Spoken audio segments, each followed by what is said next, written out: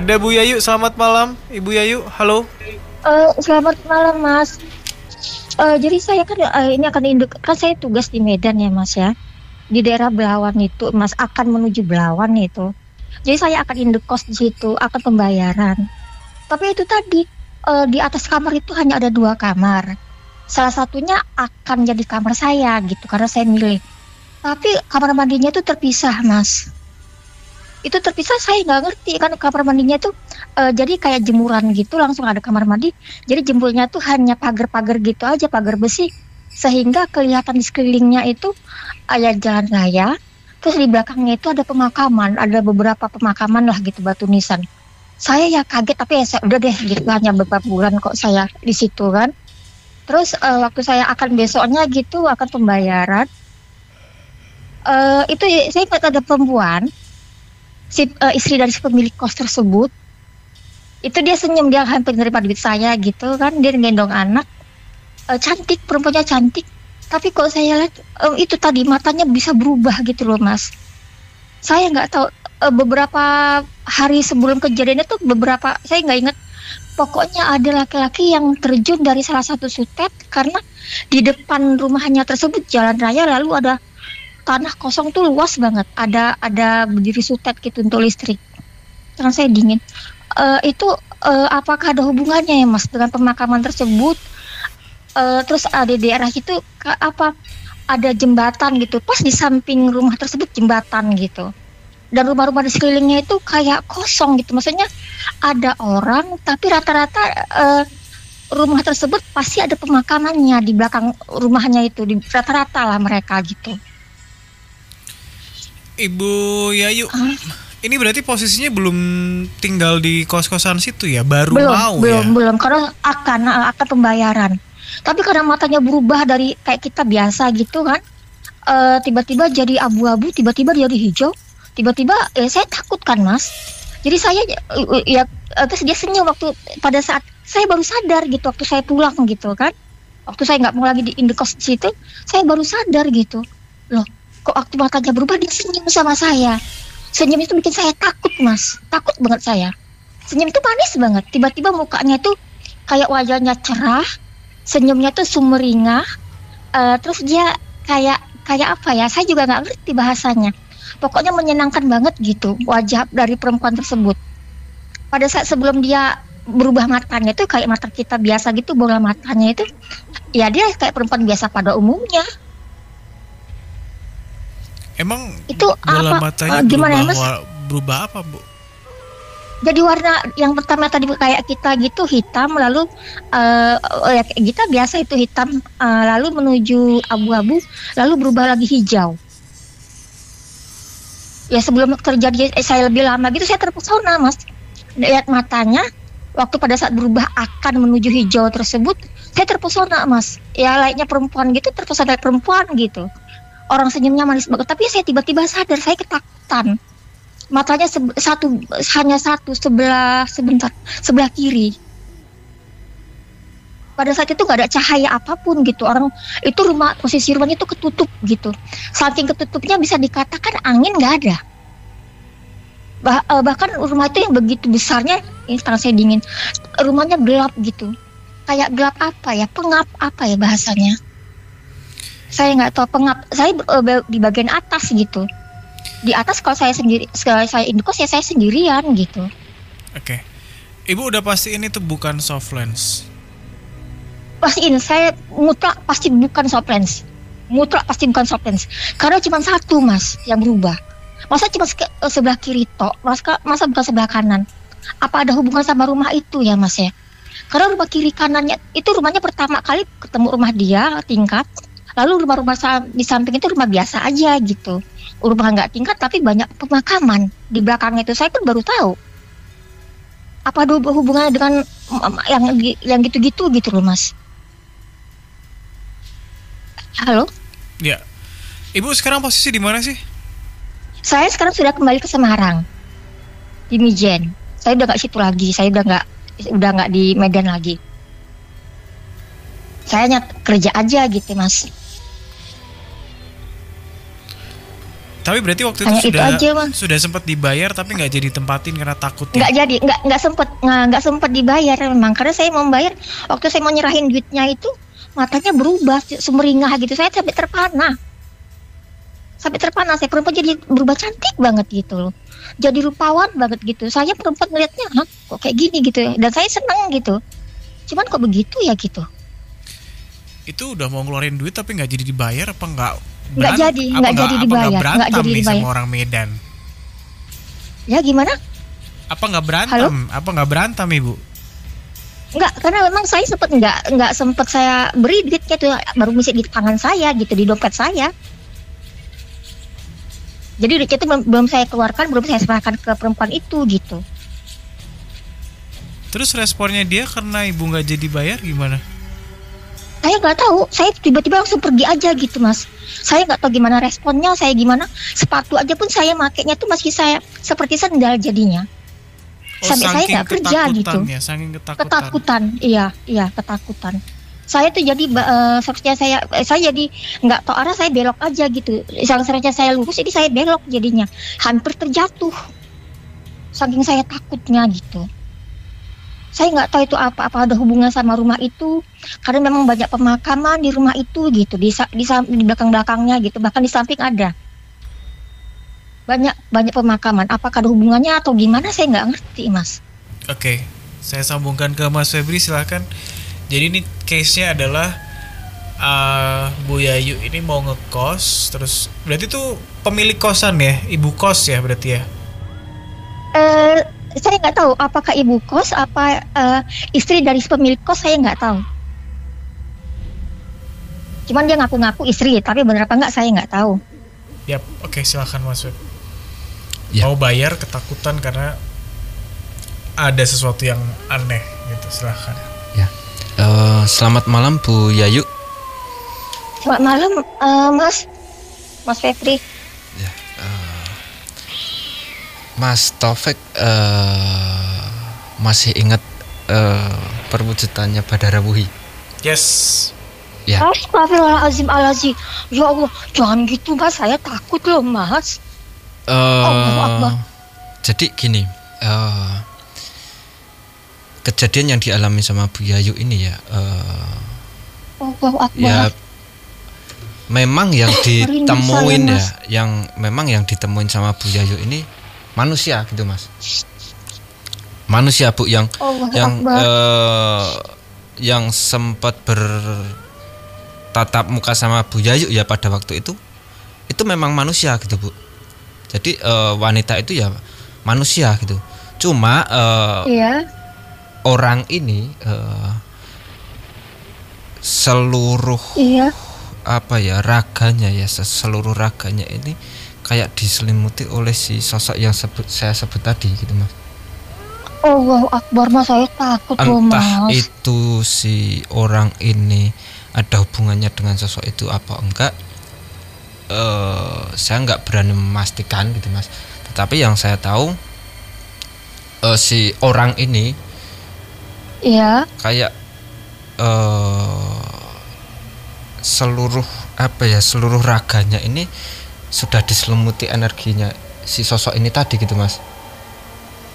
Si sosok B ini kan, Mas, maaf Mas Febri, saya potong. Kan si sosok ibu B ini, BD ini kan jauh, Mas, bukan di Medan, bukan di Sumatera Utara, tapi di Pulau Jawa. Kok bisa sejauh itu dingin tangan saya? Maksudnya tadi si ibu tuh bilang sosok Badarauh ini kan di tanah Jawa, bukan di Sumatera. Kayak mana bisa menguasai si ibu yang ada di Medan? Oh, gini, Bu, gambaran yang menguasai si ibu ini tadi ya, ibu yang ada di Medan ini tadi ya. Iya. Itu apa ya, Mas, sejenis ya, atau mirip dengan sosok Badarawuhi ini gitu, Bu. Jadi bukan Badarawuhinya gitu loh, Bu. Jadi mungkin sama-sama energi gelap yang ada di Medan sana gitu ya, Mas Febri.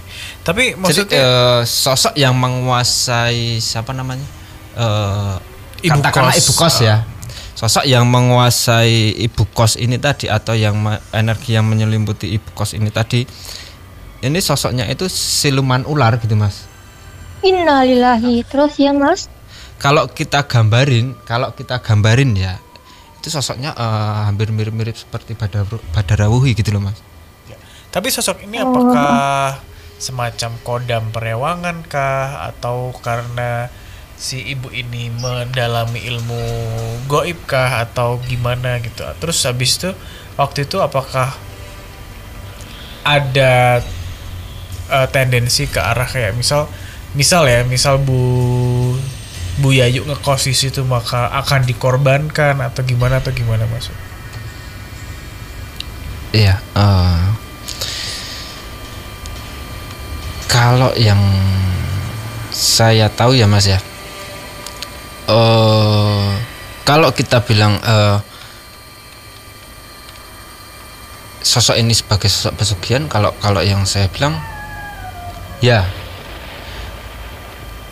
dengan catatan gini ya Mas ya, di pemikiran saya pesugihan itu kan banyak hal ya Mas ya, maksudnya nggak yang harus kita ngorbanin nyawa atau gimana ya, dan pesugihan itu kan meluas gitu,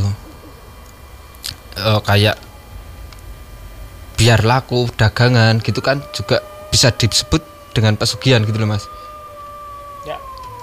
Ya, gitu.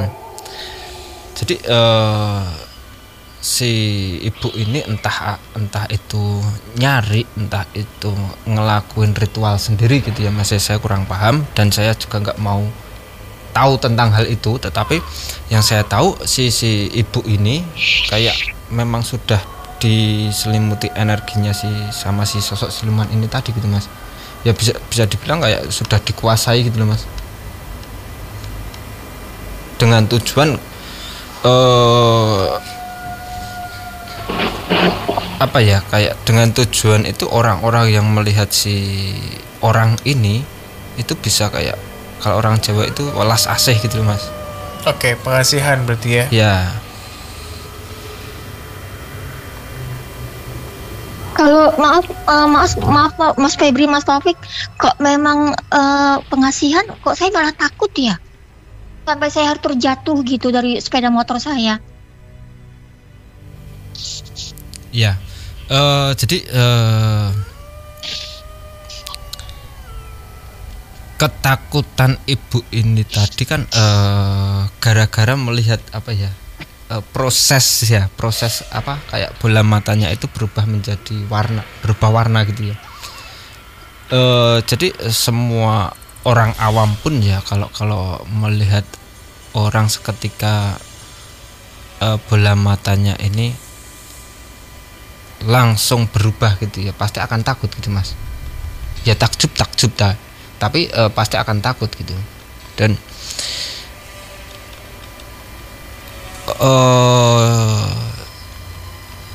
Bu Yayu sendiri harus berterima kasih atau gimana saya juga gak tahu gitu ya Mas ya. Tetapi secara tidak langsung sosok ini kayak menolong Bu Yayu gitu loh Mas. Sosok ini? Iya. Menolong dari? Seumpama Bu Yayu jadi tinggal di rumah situ gitu ya Mas ya, kedepannya sendiri saya juga nggak berani jamin, tetapi pasti ada gangguan-gangguan yang Ya Allah, kemungkinan besar mengakibatkan Bu Yayu jatuh sakit. Kalau saya baca, kalau saya serap dari energi si sosok ini ya Mas ya, gitu. Tapi saya sendiri nggak tahu kenapa sosok ini kok malah menyelamatkan gitu, dengan cara kayak menakut-nakutin atau mengusir Bu Yayu gitu loh Mas. Oh, berarti apa? Berarti baik gitu ya Mas ya? Cuman kok ngeri gitu ya? Kayaknya sih kalau misal mau dibilang baik sih belum tentu juga. Kalau dibilang baik sosok ini yang selama ini ya yang dilakuin sosok ini, kalau yang saya tahu itu nggak ada baik-baiknya. Cuma kenapa kok sama Bu Yayu ini sosok ini kalau kok malah ngusir gitu loh Mas. Saya sendiri juga tanda tanya, atau mungkin ya kalau orang Jawa itu kan kayak kalah awu gitu loh Mas, apa ya? Ya kalah pamor lah. Ya. Ya, jadi mungkin gini, mungkin ya. Ibaratnya itu kayak kita balik ke cerita Badarwuhi ya waktu itu ya. Badarwuhi itu dia punya target untuk korbannya si A misal. Tapi habis itu ada si B yang sebenarnya lebih banyak rasa penasarannya, tapi karena si B ini mungkin ada kodam kah, ada apakah, terus malah si sosok Badarwuhi ini kayak pingin ngusir sosok ini gitu. Dan di situ juga yang terjadi di ibu mungkin ya. Oh gitu. Oh mungkin ya, saya ngerti maksud Mas Taufik dan maksud Mas Febri, saya tahu. Oh, tahu saya sebabnya apa? Kenapa dia kalah pamor sama saya, bahasa saya. Apa itu? Saya tahu. Boleh dikasih tahu? Oh, maaf, ini menyangkut religius. Saya bukan seorang yang fanatik, Mas, tapi saya taat. Saya bukan seorang yang alim, bukan, sama sekali bukan. Tapi setiap hal saya selalu ingat sama Tuhan saya gitu. Jadi saya ada baca-bacaan lah gitu setiap saat. Karena kan saya di tanah yang berbeda-beda ya Mas ya gitu. Ya, bukan bacaan dari mana-mana tuh enggak, tapi memang dari kitab suci yang saya anut gitu loh. Itu aja memang, hanya itu toh, enggak lebih, sama sekali demi Allah enggak lebih. Cuman karena rasa ya mungkin saya juga iman saya kurang atau gimana, saya juga nggak ngerti. Ya saya tetap takut Mas waktu terjadi perubahan mata tersebut gitu. Dan dia turut pawan banget. Ya itu aja Mas ceritanya. Ini saya sampai sekarang dingin tangan saya ini cerita ini Mas. Okay. Berarti karena ada yang nyangkut banget. Ya, berarti intinya nggak ada kodam-kodam apa, nggak ada. Nggak ada. Demi Allah nggak ada. Murni sebagai sosok yang religius, insya Allah. Iya itu aja. Religius itu aja. Saya nggak ada. Maksud saya bagus apa bla bla tuh nggak ada. Tapi maka karena saya berada di tanah yang berbeda setiap saat dan itu sering, kan saya nyari rezeki ya Mas ya. Ya itu aja yang dari kitab suci saya aja yang saya amalkan gitu. Itu aja, nggak ada yang lebih kok. Ya, oh gitu ya Mas Taufik, Mas Febri, saya makasih banget. Tapi saya tetap masih sampai sekarang ini saya cerita ini masih dingin tangan saya karena saya masih ingat perubahan warna mata tersebut gitu. Sampai 3 kali loh warna mata pertama abu-abu lalu akan menuju hijau dengan wajah yang cantik banget. Ya makasih banget Mas Febri, Mas Taufik. Selamat malam banget Mas, terima kasih banget. Terima kasih Bu Yayu, selamat malam.